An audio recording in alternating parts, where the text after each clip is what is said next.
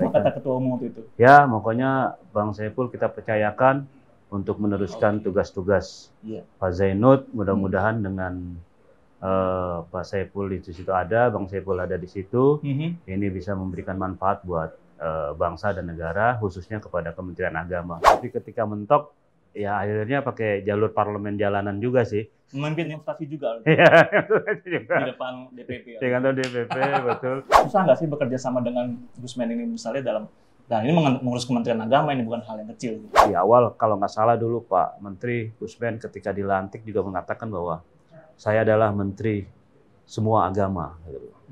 Menteri semua agama. Jadi memang menegaskan bahwa sikap moderasi dan toleransi ini menjadi penting adanya.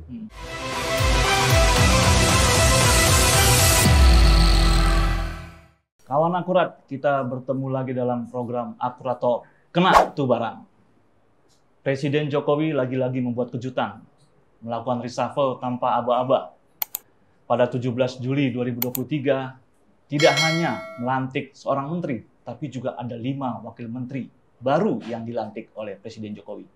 Nah, kali ini tim Akurat.co mendapat kehormatan untuk mewawancarai langsung salah satu wakil menteri yang dilantik oleh Presiden pada saat itu.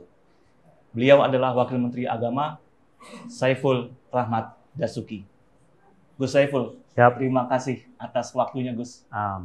Sama-sama. Gus, pertama-tama mungkin selamat atas pelantikannya. Terima Kami kasih. mengucapkan selamat atas pelantikan Gus sebagai Wakil Menteri Agama yang dilantik pada 17 Juli kemarin ya, Gus ya. Betul. Dan mungkin bagi sebagian publik tadinya kan berpikir hanya Menteri Komunikasi Informatika yang akan dilantik, tapi ternyata ada efek kejutan di situ dari Pak Jokowi. Kalau Gus Saiful sendiri terkejut nggak waktu itu dipanggil untuk, atau mungkin ada informasi sebelumnya memang akan menjadi wakil menteri?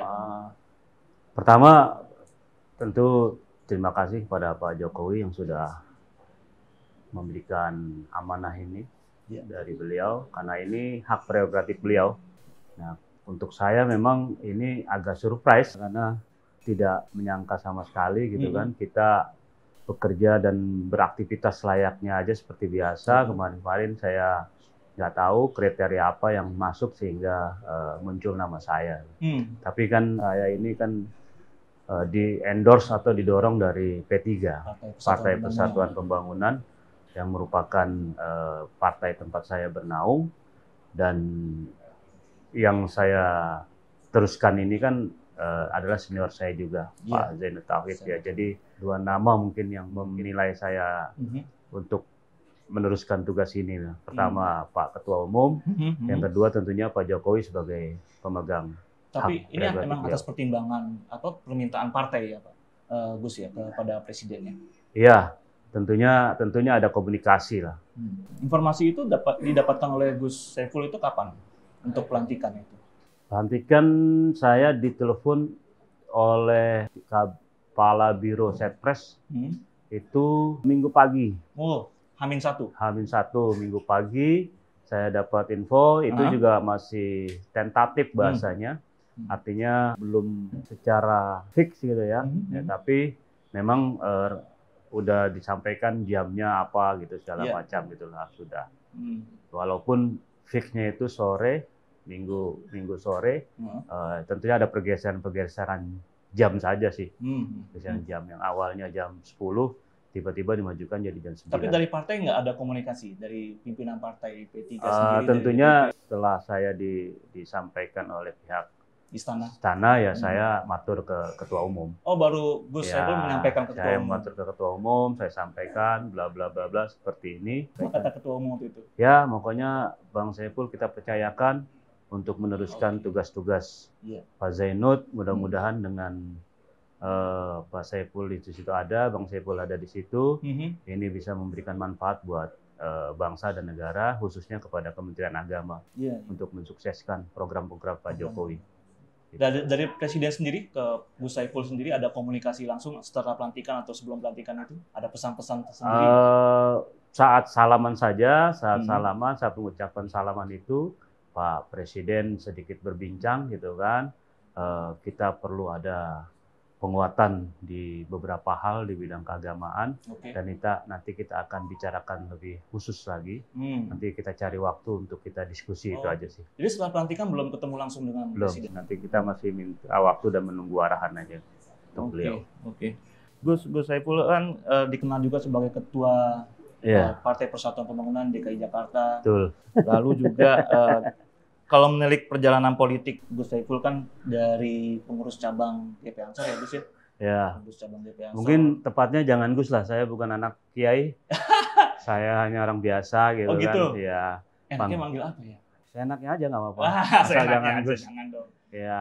Bang boleh Bang. Saiful, ya? Bang aja Bang. Putra Betawi. Putra Betawi Gitu asli, keren. Putra Betawi asli masuk kabinet. Bang Saiful mungkin menilik perjalanan politik ya.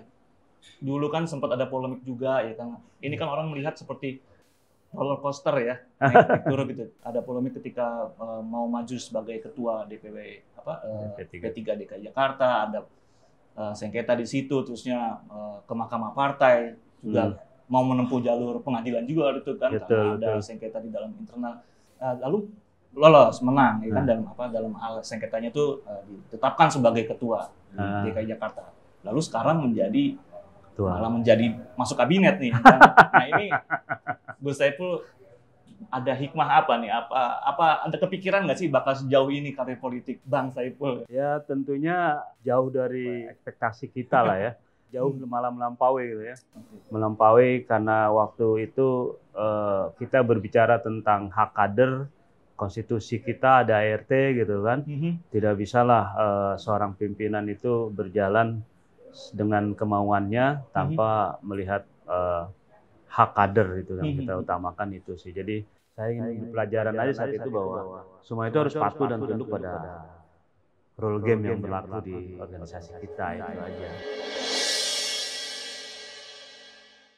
Saat itu kita semuswil betul, kita terpilih, tapi tidak di SK-kan oleh pimpinan, yang kita melakukan perlawanan tanda kutip lah ya, perlawanan melalui jalur-jalur konstitusi. Tapi ketika mentok, ya akhirnya pakai jalur parlemen jalanan juga sih. Memimpin demonstrasi juga. Iya, di depan DPP. Di kantor DPP, betul. Itulah perjuangan yang artinya saya sebagai kader sudah menjalankan semua perintah partai, saya tegak lurus dengan pimpinan partai, gitu kan. Kalau kita bicara yang lalu-lalu ketika saya berada dalam suatu posisi zona nyaman, tapi ketika partai memerintahkan saya untuk belok kanan, saya belok kanan. Akhirnya saya meninggalkan zona nyaman tersebut gitu. Nah itu, tapi di sisi lain ketika kader ini punya hak ya jangan diganggu, itu aja. Yang ingin saya sampaikan saya ke pimpinan yang di atas gitu loh.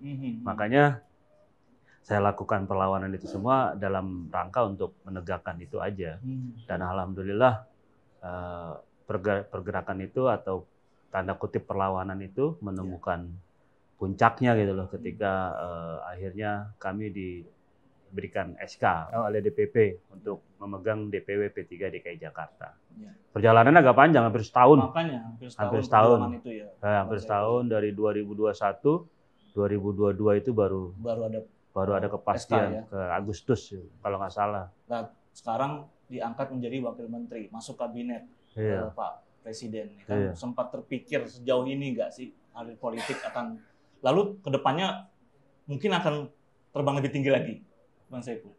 Ya kalau untuk hari ini sih betul-betul tidak masuk dalam ekspektasi saya gitu. Ya berhayal aja tidak gitu kan. Karena kita kemarin bergerak aja, berjuang aja gitu kan. Nah tapi saya nggak tahu ada hikmah apa dalam perjuangan itu. Akhirnya saya sampai pada titik ini, dan ini juga sudah titik yang cukup tinggi dan cukup memberikan sebuah berlimpah nikmat dan berlimpah pelajaran dan berlimpah harapan lah gitu ya. Tapi di sisi lain ini juga bisa menjadi sebuah ujian buat saya. Posisi ini mudah-mudahan tidak membawa saya pada hal-hal yang buruk. Selama 1 tahun 3 bulan ke depan mungkin ya. Betul. Masa kabinet ini ya. Iya. Oke. Nah, ini kan Bang Saiful dan Pak Menteri Gusmen, Pak Menteri Agama itu kan sama-sama dibesarkan oleh Nahdlatul Ulama dan Gerakan Pemuda Ansor. Tentunya Bang Saiful dan Gusmen ini sudah lama ya saling mengenal. Boleh nggak kita kulik-kulik sedikit dari Bang Saiful mengenai Gusmen ini sebenarnya karakter kepemimpinannya seperti apa dan bagaimana sih, susah nggak sih bekerja sama dengan Gusmen ini misalnya dan ini mengurus Kementerian Agama, ini bukan hal yang kecil gitu. Ya, saya dengan beliau alhamdulillah memang sudah terjalin sangat erat, bahkan sudah seperti keluarga ya. Saya dibesarkan di sebuah organisasi yang sama, yaitu Gerakan Pemuda Ansor gitu kan. Beliau sebagai ketua umum, saya sebagai salah satu wakil ketua di pimpinan pusat gitu kan. Jadi setelah memegang PW Ansor DKI, dibentuk kabinet Gus Yakut, kabinet Ansor, dan saya naik menjadi salah satu pimpinan di pimpinan pusat atau salah satu wakil ketua di pimpinan pusat. Saya mau bersamai beliau dari mulai awal beliau menjadi ketua umum hingga hari ini gitu kan. Tentu sudah paham betul dengan karakter dan kemauan beliau. Dan alhamdulillah selama di Ansor juga banyak tugas dan kepercayaan yang diberikan kepada saya. Oh gitu. Ya, udah sering lah dulu di Ansor itu saya mewakili ketua umum dalam berinteraksi dengan organisasi eksternal, dengan teman-teman pers waktu itu. Kalau teman-teman pers ingat bagaimana polemik HTI, polemik HPI, polemik bendera Tauhid dan sebagainya. Saya lah yang dipercaya oleh ketua umum atau Gus Ketum itu untuk mewakili beliau. Artinya insya Allah chemistry-nya sudah sangat paham, sudah sangat tahu. Dan karakternya saya tahu betul. Karakternya gimana? Beliau orang yang tangguh, orang yang keras, tapi di sisi lain beliau juga orang yang memegang teguh sebuah pertemanan, komitmen, dan kebenaran. Intinya itu aja sih. Gus Yakut sebelumnya tahu nggak sih bakal Bang Saiful akan diangkat menjadi wakil nah, menteri? Ada komunikasi nggak sebelumnya? Saya juga nggak ada komunikasi. Tahu-tahu menjelang hari itu 2 orang yang saya telepon memang ketua umum P3 dengan ketua umum Ansor. Ya. Karena sendiri, ya? Ketua umum P3 kebetulan karena memang partai tempat saya berpartai, ketua umum Ansor yang kebetulan beliau Menteri Agama gitu. Jadi 2 ketua umum yang saya telepon gitu kan. Ya dua-duanya juga akhirnya sama-sama baru tahu gitu. Baru tahu juga. Sama-sama baru tahu. Tapi kalau di internal kabinet saya kurang paham seperti apa. Udah ada arahan-arahan ya, pertemuan tatap muka gitu, ada perintah-perintah khusus. Bahkan saya ini tipenya Pak Menteri ini, Gusmen ini kan orang pekerja keras ya, pekerja keras dan taktis dalam implementasi gitu kan. Tapi tidak keluar dari sebuah koridor-koridor yang berlaku. Gitu. Makanya yang diharapkan adalah percepatan. Ada 7 program unggulan di Kementerian Agama itu yang menjadi target kita, yang kemarin disampaikan juga oleh Pak Gusmen maupun oleh Pak Jokowi. Jadi ada dua hal yang ingin dituntaskan dalam 1,5 tahun itu. Pertama, fokus pada pengawalan dan implementasi 7 program prioritas, gitu kan? Yaitu ada penguatan moderasi beragama, transformasi digital, ya kan, tahun toleransi beragama, revitalisasi KUA, gitu kan, Legitimacy Index, kemandirian pesantren dan Cyber Islamic University. Nah ini 7 program potensial, ya yang gitu. Yang kedua tentunya membantu Menteri Agama untuk memastikan efektivitas kinerja 1 Irjen, 7 Dirjen, dan 2 badan yang ada di bawah Kementerian Agama agar ini bisa mencapai optimalisasi penyerapan anggaran, realisasi program dan sebagainya. Itu sih 2 hal itu yang kemarin disampaikan oleh Gusmen, dan ini juga didengarkan langsung oleh pejabat-pejabat eselon 1, eselon 2. Bahkan dengan sedikit guyon, beliau mengatakan bahwa Wakil Menteri Agama yang sekarang ini sama dengan saya.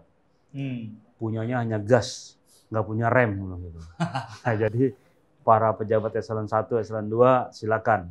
Ayo kita kebut karena ini sama-sama hanya ngegas, tidak bisa ngerem gitu. Jadi ya ini sebuah perumpamaan saja, artinya Kementerian Agama harus mempercepat transmisi pergerakannya itu. Itu aja. Nah, setelah dilantik oleh Presiden pada 17 Juli kemarin kan, Iya. Bang Saiful mengatakan salah satunya ingin mensukseskan program-program unggulan Menteri Agama tadi ya. Tapi yang paling sorot publik itu kayaknya ada dua hal, moderasi beragama dan menjaga kemajemukan di masyarakat Indonesia. Betul, betul. Nah, sejauh ini bagaimana peran Kementerian Agama menurut Bang Saiful ya dalam hal dua isu tadi? Betul, moderasi beragama dan toleransi ini adalah sebuah program yang memang harus kita sukseskan karena ini sangat terkait dengan keberadaan bangsa dan negara kita. Dua hal ini adalah penunjang utama bagaimana negara kita bisa tegak berdiri sampai hari ini. Para pendiri bangsa kita di tahun-tahun 40 sebelum merdeka bahkan sudah berpikir tentang hal ini bahwa negara kita adalah negara majemuk, negara kita adalah negara yang heterogen. Dan ini bukan maunya kita, tapi ini adalah maunya yang maha kuasa. Jadi kita harus melihat dari sisi religiositas bahwa kemajemukan ini adalah sunatullah. Kemajemukan ini adalah kehendak Tuhan, kehendak Allah. Tuhan menciptakan kita beraneka ragam, gitu kan, berdasarkan suku, agama, ras dan lain sebagainya. Itu adalah sebuah nikmat yang harus kita syukuri. Nah, wujud dari nikmat itu adalah kita wujudkan dalam sebuah kehidupan masyarakat agama yang majemuk, yang toleran, dan yang tentunya yang moderat gitu. Nah, dua hal ini menjadi program unggulan Kementerian Agama potensial gitu kan, program potensial. Walaupun memang tetap saja masih ada gesekan-gesekan yang terjadi, tapi alhamdulillah tidak terlalu besar dan dalam indeks kepuasan itu kurang lebih untuk moderasi beragama itu ada di level kepuasannya di atas 80% ya kalau nggak salah ya, kepuasan terhadap beragama, kemajemukan. Toleransi beragama, kemajemukan itu ya. 90-an malah kemajemukan, apalagi alhamdulillah ya saya dengan Pak Menteri ini kan dibesarkan oleh sebuah organisasi yang memang menjunjung tinggi nilai-nilai tersebut sehingga ini juga mengangkat moral ataupun moral saudara-saudara kita yang lain bahwa mereka tidak sendiri hari ini. Dan di awal kalau nggak salah dulu Pak Menteri Gusmen ketika dilantik juga mengatakan bahwa saya adalah Menteri semua agama, Menteri semua agama. Jadi memang menegaskan bahwa sikap moderasi dan toleransi ini menjadi penting adanya.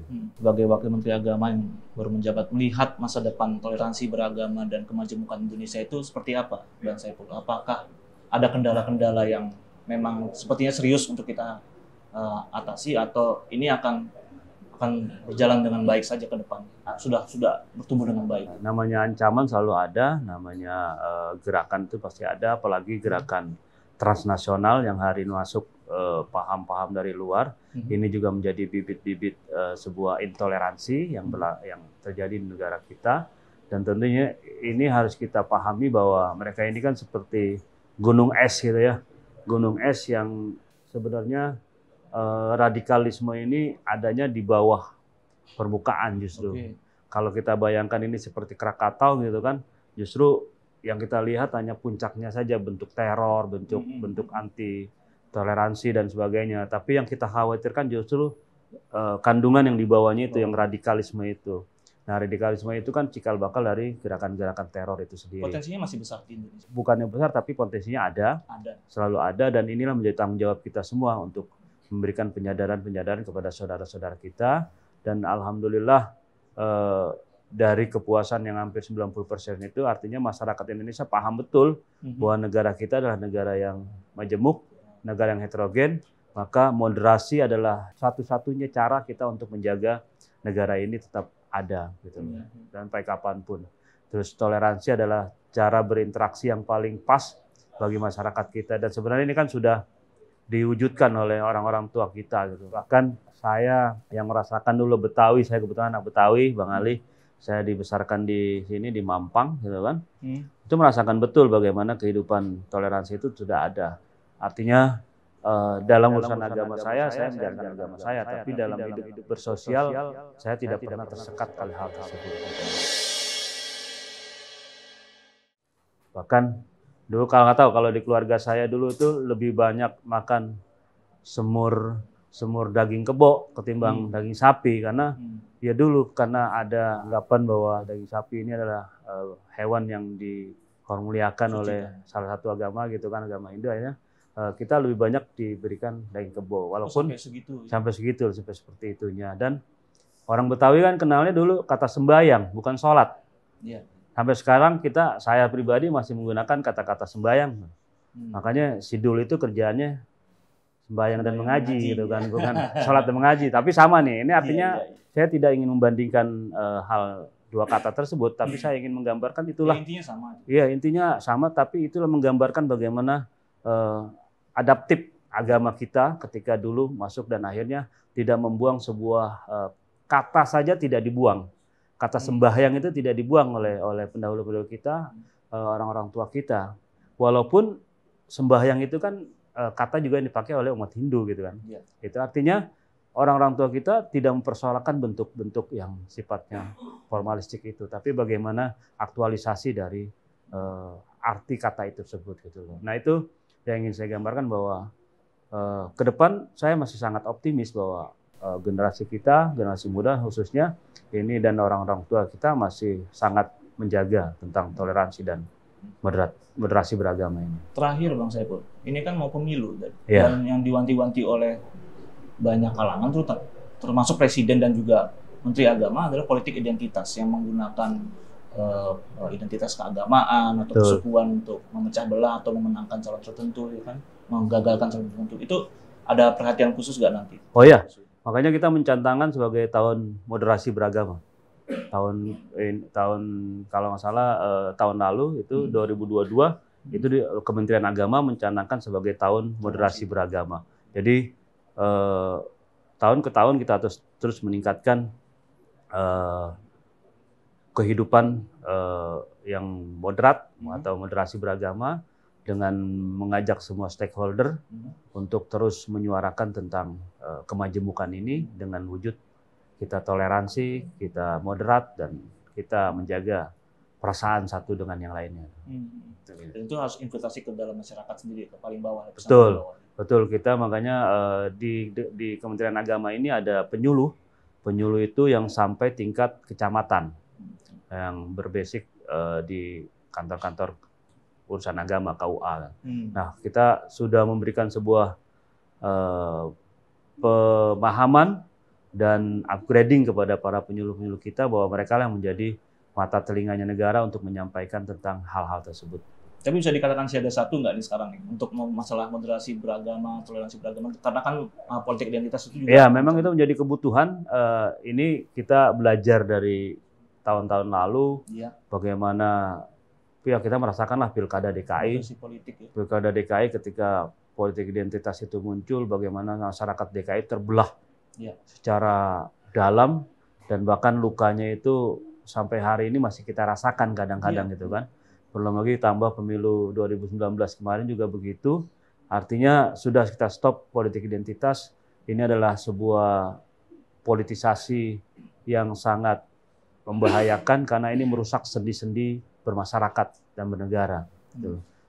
Saya juga akan mendukung penuh program Bapak Presiden dan juga arahan dari Pak Menteri untuk mencegah dan seminimal mungkin politik identitas itu terjadi.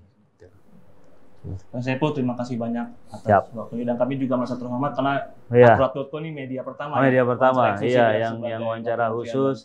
Ya, terima kasih juga sudah hadir di sini. Ini mudah-mudahan juga menjadi silaturahmi yang baik buat kita. Terima kasih Bang Saiful. Siap, sama-sama, makasih. Kawan Akurat, demikian dulu episode kali ini. Semoga bermanfaat. Akurat Talk, kena tuh bareng.